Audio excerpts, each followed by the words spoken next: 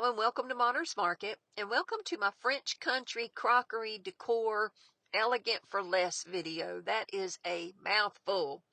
I found these crockery stamps that I fell in love with, and I could not wait to show you what I've made with them. So let's jump into DIY number one. Look how gorgeous that is. I got this bucket from the Dollar Tree, and what caught my eye was that gorgeous filigree laser cut on the top of it. Isn't that pretty?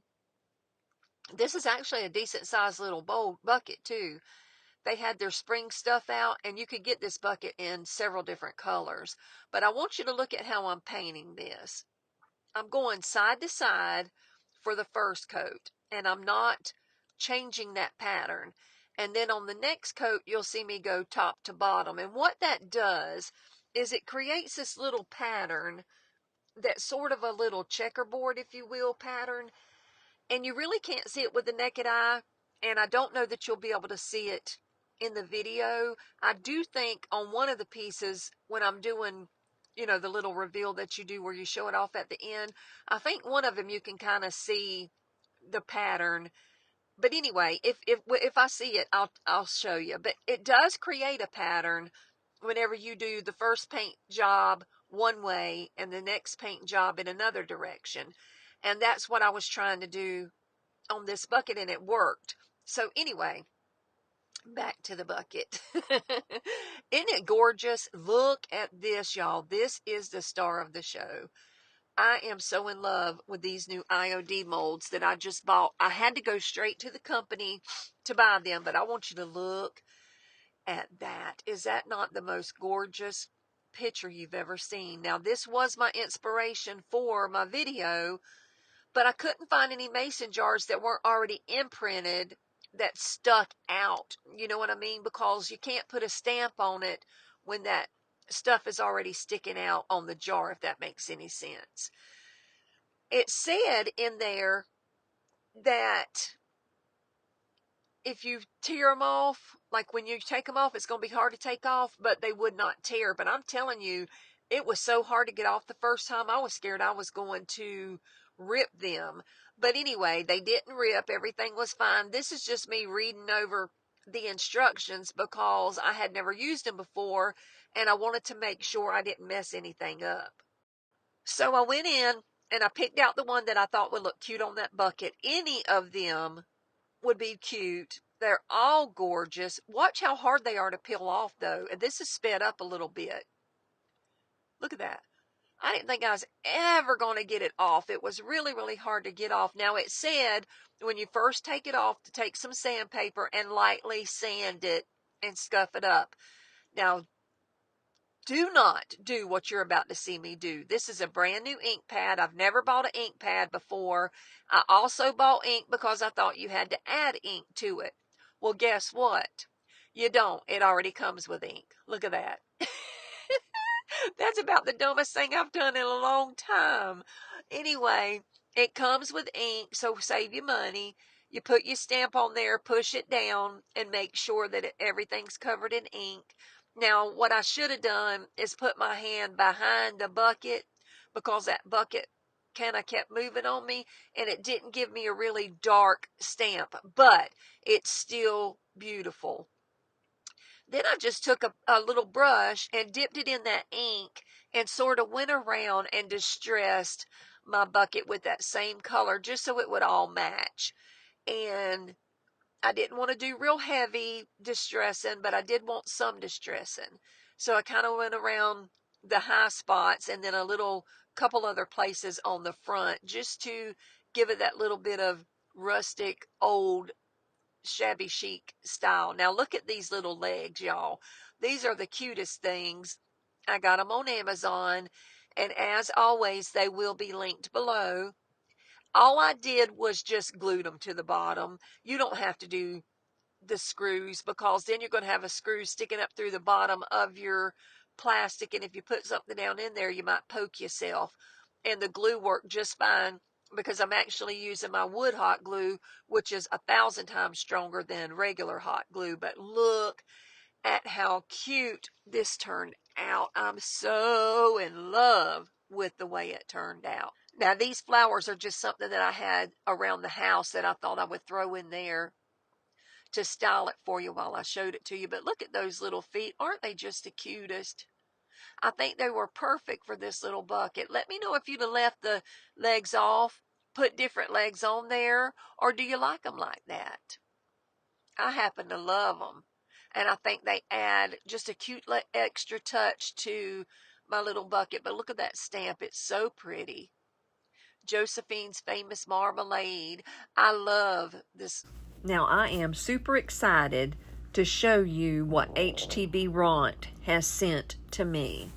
They sent me this huge bundle that if you buy it together, you can save $184 or $94, I believe it is, dollars on the whole set. So let me show you what all they sent me.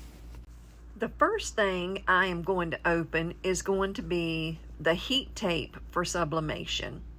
This is what you want to tape your cups and things down with, or even a shirt if your shirt is moving on, if your print is moving all around. And then the next thing is this cutest little weeding tools bundle. It's a 4-piece set, and it comes with everything you need to weed whenever you are cutting with your Cricut or your other cutting machine that you may have.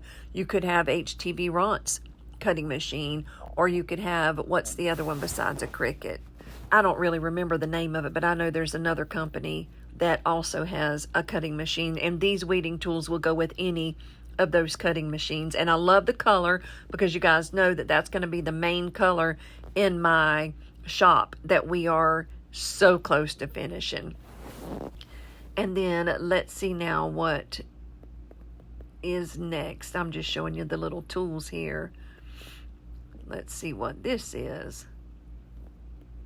I believe this is going to be the Teflon sheets that you use. Yes, it is. The Teflon sheets that you use whenever you're going to press something. You always want to have one of these Teflon sheets to keep your t-shirt or whatever you're pressing on from burning, actually. All right, now let's see what else. This is like Christmas, y'all. I love it. I love it. They all come individually wrapped, so I can unwrap it and see what I got. Let's see what this is. That is the Glossy Clear Sublimation HTV. So you can actually sublimate on that and cut it with your machine and then press it onto your shirt or whatever, a purse or whatever it is that you are putting HTV on. This is super cool. I've never seen the clear, glossy clear, or the matte clear, which is what I'm opening now, I believe. So I got a pack of matte clear sublimation HTV, and the one you just saw was the glossy clear sublimation HTV. Each one of those are 12 inches wide by 5 foot long. Now let's see what's in here. I want to say this is a heat transfer vinyl bundle, and it came with 20 different colors, all 12 inches wide by 3 foot long. Look at the colors, y'all. Look at all of the variety of colors you get to choose from. I love it. It's like opening a box of crayons. Now, I think this is going to be, what is this going to be? My sublimation paper, maybe? What is that? Oh, no, that's my little mini 2 heat press machine. Look at that pretty yellow color. Now, you can use that for little small things that you're wanting to put some HTV on. I loved that little mini heat press. I have one from Cricut, and this one literally is just as good as the Cricut brand, if not better. I love it. It actually heats up a little faster than the one from Cricut. Now, this is going to be the sublimation paper that they sent me. I have used their sublimation paper in my videos before, and I love it. It works wonderful. These are smaller sheets, which I love, because I always feel like I'm wasting the big sheets that I have in my machine. Now, this is the star of the show today. This is the actual heat press. Now, let me tell you something about this heat press. It has 4 preset modes, 2 custom modes, and an auto mode, and I love it. It comes equipped with premium components such as FCC and UL certified wire and plugs, advanced pressure transducers, and a high-tech resin display screen. Has an auto adjust system for projects and an automatic lifting structure. 3 suction buffer slide, dual zone heating engine, and portable and ergonomic designs. Now that's how they describe it. And I love it. It came very, very well packed. Very well packed. It comes with everything that you need. It comes with the little booklet. This right here is the little diagram that shows you what all of the buttons do and how very, very easy it was to program for the shirt that I'm going to do. Now, my granddaughter was turning 14 while she was with us, and I made her a shirt that said 14 years of awesome. And this was me just printing out one so her sister could have a matching shirt for when we went to St. Augustine for the day. I just made them matching shirts with their name on the back. So anyway, I got the machine heated up. While that machine was heating up, didn't take but just a few seconds, I went ahead and printed those out and got my shirt ready. Now, when you turn the machine on, it automatically lifts up. Then you pull the little drawer thingy out. This is just a Cricut shirt that I use. Every once in a while, they'll put them on sale for like $4 a piece. And when they do, I buy 2 or 3 of each size because that's a really, really good deal. And that's on the Cricut website. Now, when I'm sublimating, I like to put my shirt down and press it first for just a few seconds. I like to heat it up. For some reason, it just seems to take the sublimation better, in my opinion. But look how easy that just goes up and down. It slides out. It keeps your hands away from all of the heat so you don't burn yourself. And now I'm going to place my paper upside down. Always remember to mirror your image. And then I put the Teflon sheet on, lower it. When the time is up, look at there, it lifts up by itself, and look how pretty that shirt turned out. I love it. Again, if you buy this whole bundle together, you can save $194 by buying the whole thing together. I'm going to leave all the links that you need for this down in my description box below. And I just want to say thank you, HTVRont, for sending me this premium bundle. I am obsessed with it. You guys, go click on the link in my description box when you're done with this video and check it out. You will not regret it. It is a huge deal. Now let's get back into the video to DIY number 2. DIY number 2 is a jar from the Dollar Tree. That bucket was a bucket from the Dollar Tree.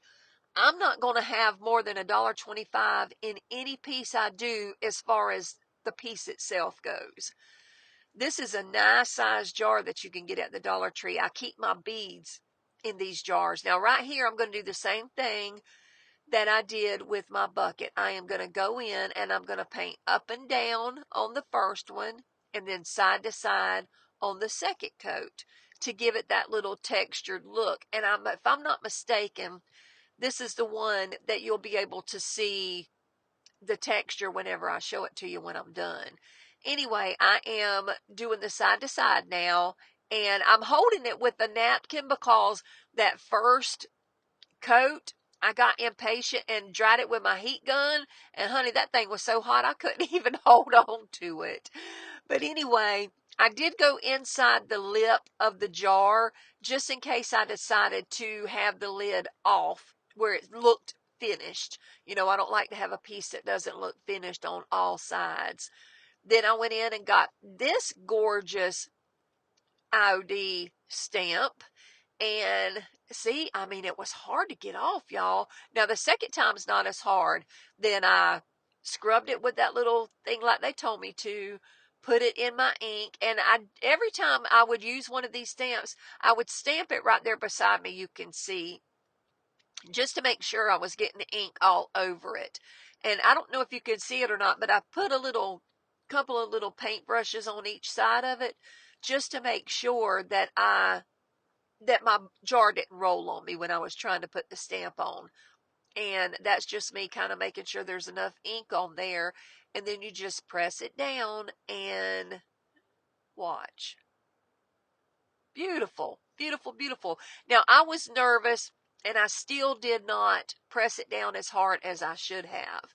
Now, this is me just taking the same ink and coloring that little thing that I'm going to use for the top. Now, you've seen me use these a lot lately for legs.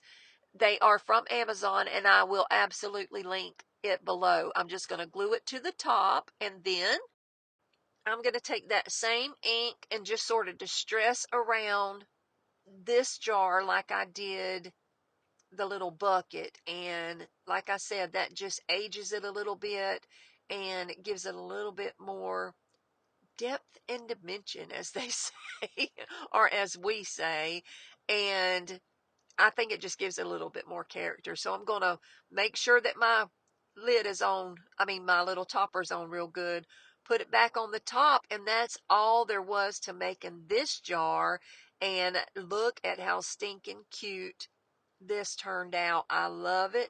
I think it is absolutely gorgeous. This stamp did turn out a little bit better. Now, I think if you look at the texture of the paint, you're going to be able to see a little bit of what I was talking about, I hope. But look at how cute that looks on the top of that jar as a little handle. I love it. I think it's just adorable. I went kind of slow hoping that I can catch that texture. But isn't it gorgeous, y'all? I love it. Love it, love it, love it. This is me trying to zoom in to see if we could catch that texture, but maybe not. I don't guess I did, but I promise me it's there. Or I promise you it's there. Anyway, these corbels, now I know that these corbels are not the same thing with the crockery, but I had to add these in. I got them at the Goodwill for 99¢. I found 6 of them the day I found these. And I don't know about you, but everything I get from the Goodwill, I've got to clean up because our Goodwills are not that clean. They're super dusty, and I don't know. I just feel better washing everything off because you don't know where it came from. And you want to make sure you have a good clean surface to paint on. So I took it outside and I painted it with this black Rust-Oleum 2X paint, top, bottom, sides, inside that little hole, and just gave it a little facelift. And they were beautiful like that, but watch what happens when I add this white Waverly chalk paint. You will see it literally come to life in my hands. Just watch. I'm going to hush a minute and let you watch it. Look at the left compared to the right. Is that crazy, y'all? I said I was going to hush, but y'all know I can't hush. Anyway, I did that to both of them, and while it was gorgeous like that, I thought it was beautiful, and it brought those gold corbels up 10,000 notches, in my opinion. It still needed a little something else. So I went in with my truffle paint, and I just hit the high spots. I did not do the whole entire thing. I just hit the high spots barely. So I didn't do it real heavy, and I'm going to show you why in just a second when I show you the reveal. It just gave it a little bit more character, and I'm telling you, y'all, that little bit of truffle made the biggest difference in the world. Look it up there on the top right corner at the difference that paint job made. But now look at this. See that truffle there yonder? Now that almost gives it a gold hue if you look at it right. But isn't that beautiful? I think that truffle just really, really, really bumped it up a few notches. I thought these turned out gorgeous, and they were really, really pretty when I displayed them all together. So that's why I added the corbels in with my crockery stamps. Look at that. Isn't that beautiful? I just love these. Love them. Let me know what you think about those. Now let me show you DIY number 4. This is basically the same thing that DIY number 1 was. It's just half the version. It's a smaller jar. But these are what I use, like I said, in my craft room for my smaller beads. I'm going to do the same thing with this jar that I did with the other jar and the bucket. I'm going to paint it in one direction for the first coat, paint it in the opposite direction for the second coat, and get that cute little texture.